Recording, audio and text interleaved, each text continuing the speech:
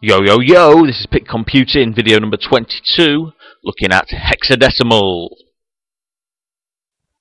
So thinking about the hexadecimal number system, we might want to think about this question first of all. What's easiest to remember? This 8-bit binary number or 5A? Well, the 5A bit is a hexadecimal value, and I would say that that is easier to remember than 01, 0, 1, 1, 0, 1, 0. And this is one of the reasons we have a hexadecimal number system, which we'll look at a bit more now. To understand hexadecimal, and we'll call it hex for short, it's a good idea to get our head round nibbles again. So we should already know that nibbles are a set of 4 bits. So for example, 1, 0, 0, 1 would be a nibble, or that would be a nibble, or that would be a nibble. The smallest denary value for a nibble is 0, which is 4 zeros, and the largest denary value for a nibble is 15, which is 4 ones. And we get that from 8 plus 4 plus 2 plus 1 if we remember our binary number system. That equals 15. Therefore, nibbles have 16 different values they can have, 0 through to 15.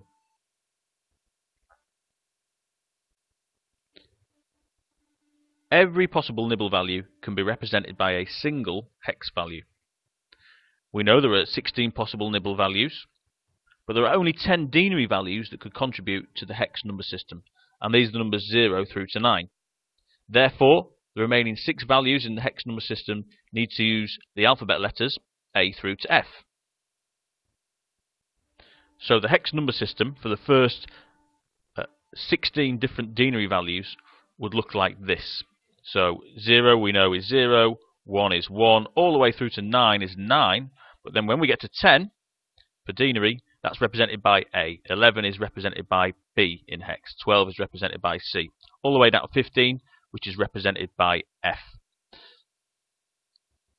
Where it starts to get a little bit more interesting is when we get onto our 17th denary value, which is 16. This can no longer be stored in a nibble, therefore can't be represented by one hex value by itself. It needs to be represented by 2 hex values, which is actually 1, 0. We'll try and avoid saying 10, because that would get confused with the denary number system. Say 1, 0. 17 would be represented by 1, 1. And this happens because hex is base 16.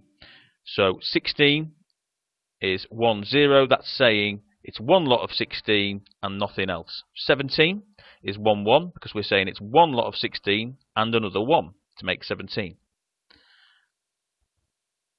So there's some more going up. 18 is 1, 2, 19 is 1, 3. All the way through to 25, which is 1, 9. When we get to 26, we have to start using the letters again. So 26 is 1A. All the way through to 31, which is 1F. And then when we get to 32, this can't be represented with 5 bits anymore. This is 6 bits. So we start at 2, 0. And again, remembering it's base 16, that's 2 lots of 16, and nothing else. It's 32. Every time we jump up a number of bits, so we've gone from 5 bits with 31 up to 6 bits with 32, that's when we increase the number at the front of the hexadecimal value and put a 0 after. So that's a good thing to remember. So if we look at 64, that's 7 bits, we'd have 3, 0.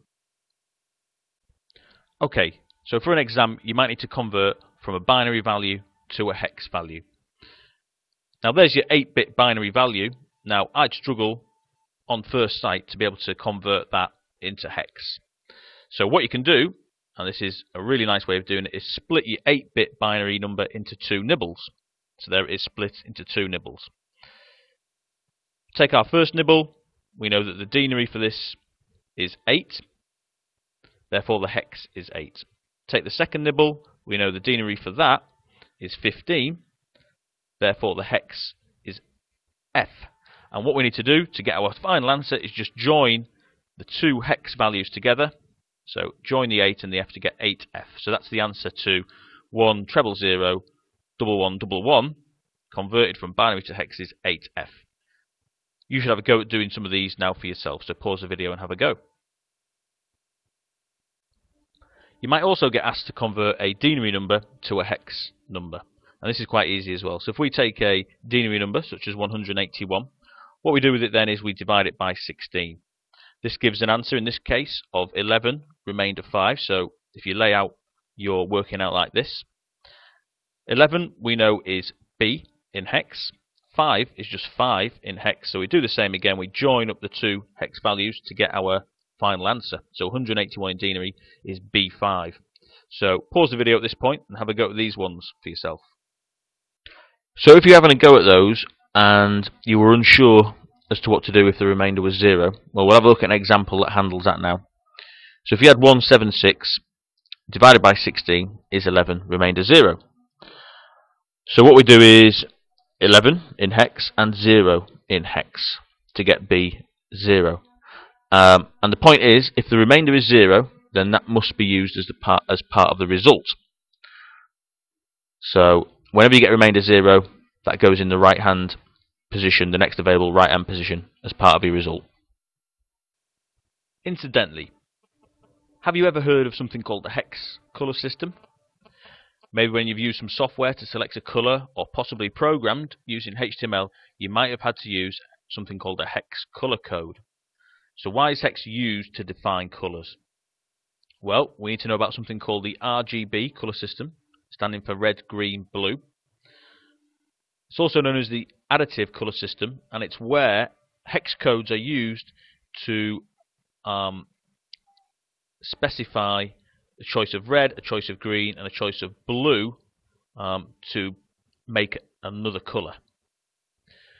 So the colour is defined by its mix of red, green and blue, each of which can be in the range of 0 to 255 in decimal, or more importantly for us, 00 to FF in hexadecimal. So a good example of this working is shown here, where a colour is selected. It has an R value of 12, a G value of 32, and a B value of 79, and that can be easily remembered using this 6-character hex code there. So if you're ever wondering about hex colour codes, that's the purpose of them.